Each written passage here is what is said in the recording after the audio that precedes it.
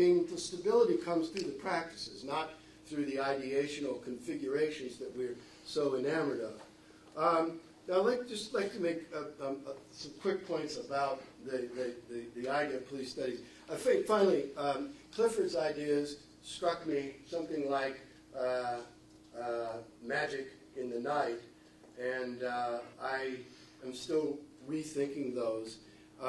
I think his plea for a general understanding of social control within which policing of various sorts is located is, of course, standard sociology. Why police studies has moved from back to front, I don't know.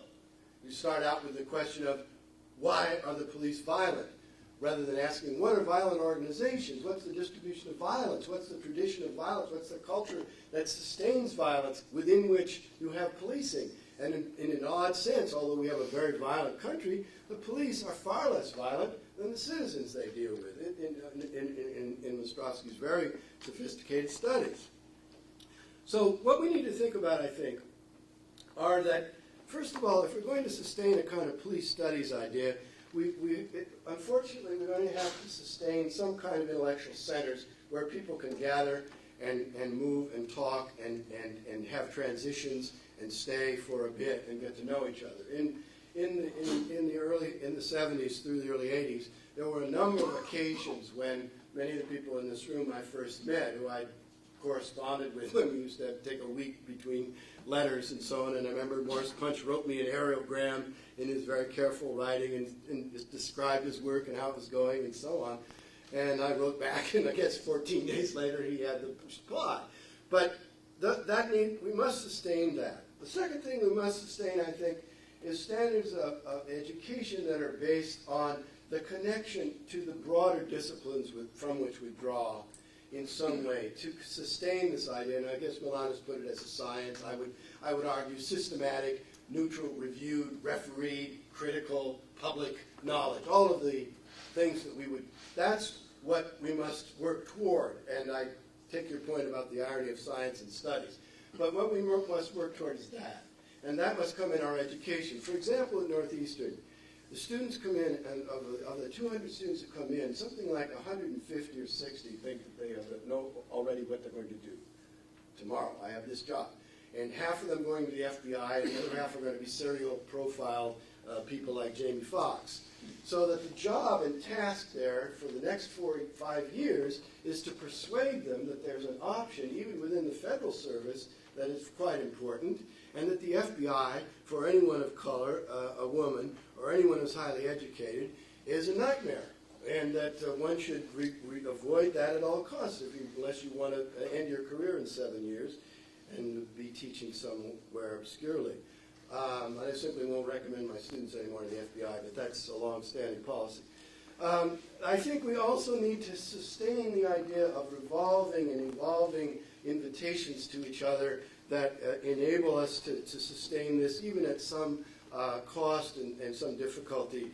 I've been the beneficiary all my life of the kindness of the people of the United Kingdom, which changed fundamentally my life in every conceivable way. I'm deeply indebted. I'll never be able to in any way repay the people, and the same for the many universities where I visited. And I'm heavily indebted to them. I stand on the support that they've given me. And I think we need to build up those kinds of obligations for each other so that we feel a sense of obligation continuingly.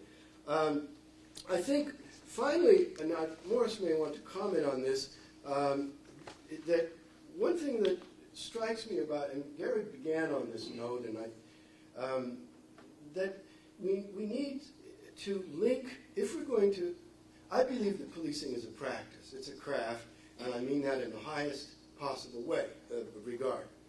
Therefore, what we must do is to link, and this is the discussion's gone on before, the craft to promotion and success. Now, as long as we define the craft as being able to do the things on the ground, it's going to be extremely difficult to recruit people to do the management and leadership and so on. And I think we will continue to face that problem. But unless and until there's a link between academic training and promotion, it will simply be another way of rewarding police officers for going to school. I have nothing against that, but in Massachusetts, 25% rise is given to anyone with a master's degree immediately. And that continues to accrue in a vastly important way, even when the stock market is down.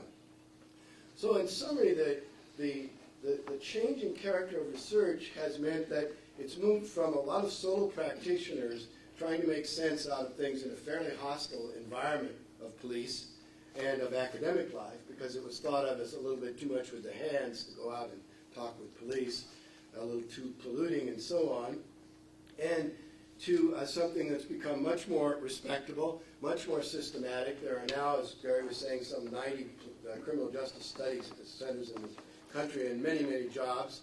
Not many jobs for sociologists, but lots of good jobs for my students, and for my past students have gone into very fine jobs, and it's been a product of this change.